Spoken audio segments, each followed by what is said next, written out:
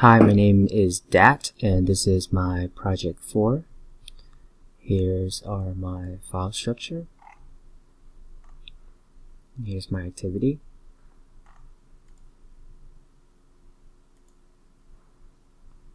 And then here is my layout.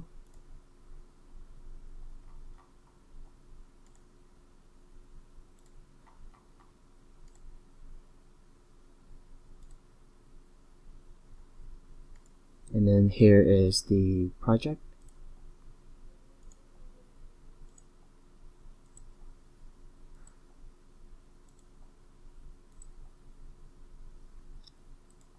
And now I'm going to demonstrate the additional feature that I have for this project. You have a calendar, and then I can select a date, and then the date will display back to the date activity. And that's it for my project 4. Thank you for listening.